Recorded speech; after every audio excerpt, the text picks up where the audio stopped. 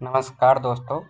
आज हम बात करने जा रहे हैं एक बहुत ही अच्छे टॉपिक पे कि 1 जनवरी 2026 से क्या-क्या चीज़ें चेंज हो रही है। तो उसी के बारे में कुछ चीज़ों पे आज हम बात करेंगे।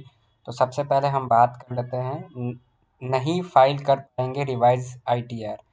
तो 1 जनवरी 2026 से ये आप देख सकते हैं एक ब्लॉग पोस्ट हुआ है।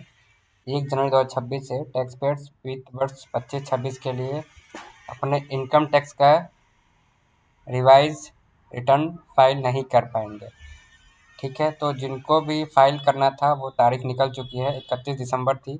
इसके बाद टैक्स पेयर्स को अपडेटेड रिटर्न या आईटीआर यू फाइल करना होगा। ठीक है, उसके बाद हम बात करते हैं क्रेडिट स्कोर अपडेट की टाइमलाइन। कल मतलब यानी कि 1 जनवरी 2026 से जो भी क्रेडिट स्कोर रहेगा आपका, उसकी तारीख बदल गई है, जिससे यह 1 जनवरी से होने वाले सबसे बड़े फाइनेंशियल बदलाव में से एक बन जाएगा।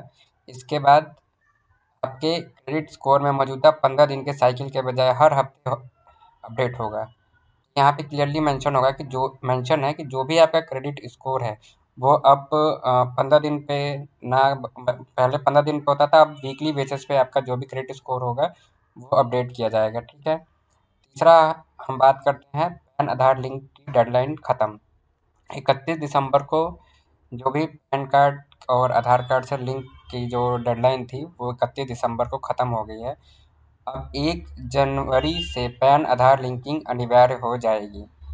तो अब 1 जनवरी से जिसका भी पैन कार्ड आधार कार्ड बनेगा वो मैंडेटरी रहेगा उसको लिंक कराना। जो लोग आधार कार्ड को पैन से लिंक नहीं करेंगे उनका पैन इनएक्टिव हो जाएगा, जिससे कई दिक्कतें आएंगी। इनएक्टिव पैन के साथ आप टैक्स फाइल बैंक से जुड़े काम नहीं कर पाएंगे।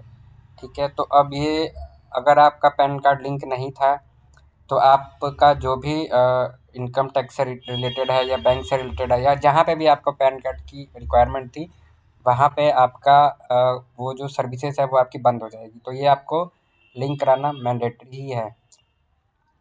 चौथी हम बात कर लेते हैं एलपीजी के रेटों में कुछ चीज़ें बदल सकती हैं 1 जनवरी से। ठीक है, तो इसमें कुछ बदलाव होंगे जो भी एवरी टाइम ये होता रहता है बदलाव। एक और है पाँचवा, बेहतर डिजिटल पेमेंट सुरक्षा। बैंक धोखाधड़ी को रोकने के लिए 1 जनवरी से यूपीआई ट्रांजैक्शन पर नियम ज़्यादा सख्त किए गए हैं। व्हाट्सएप और टेलीग्राम जैसे मैसेजिंग के लिए ज़्यादा मजबूत सिम वेरिफिकेशन नियम लागू करेंगे। 6 नंबर पे है एसबीआई कार्ड में बदलाव। 10 जनवरी 2026 से एसबीआई कार्ड का domestic airport lounge exchange programme बदल जाएगा। ग्राहकों के पास मौजूद एसबीआई क्रेडिट कार्ड के प्रकार के आधार पर सेट ए और सेट बी में इसे बांटा जाएगा। ठीक है, तो ये कुछ चीज़ें बदल रही हैं। सातवां है बहुत ही अच्छा इंपॉर्टेंट पॉइंट है, रेल टिकट बुकिंग से कुछ नियम बदले हैं, जिसमें एक रेलवे बोर्ड ने एडवांस रिजर्वेशन पीरियड एआरपी के पहले दिन एक्सक्लूसिव आधार ऑथेंटिकेशन बुकिंग विंडो को धीरे धीरे बढ़ाने का फैसला लिया है। 5 जनवरी 2026 से आधार वेरीफाइड यूजर्स पहले सुबह 8 बजे से शाम 4 बजे के बीच online general reserve train ticket booking कर सकेंगे। 12 जनवरी 2026 से यह विंडो सुबह 8 बजे से रात 12 बजे तक चलेगी। ये काफ़ी अच्छा पॉइंट है। उसके बाद से आते हैं हम सरकारी जो हमारे भाई हैं, सरकारी गवर्नमेंट जो जॉब करते हैं उनके लिए एक बहुत ही अच्छी एक गुड न्यूज़ आई है। 8वां वेतन आयोग का कार्यकाल 1 जनवरी 2026 से शुरू होने वाला है। हालांकि सरकार की तरफ से इसे बारे में कोई आधिकारिक घोषणा नहीं की गई है। ऐतिहासिक रूप से एक नए वेतन आयोग का कार्यकाल पिछले आयोग के खत्म होने के अगले दिन से शुरू होता है।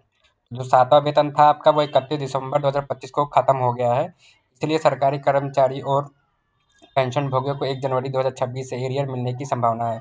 तो ऐसा अनुमान लगाया जा रहा है कि अगर अभी बढ़ी हुई सैलरी नहीं मिलेगी तो उनको गवर्नमेंट जो है कि एरियर के रूप में उनको सैलरी बाद में देगी। लेकिन उनका ये कन्फर्म है कि 1 जनवरी से ही उनको एरियर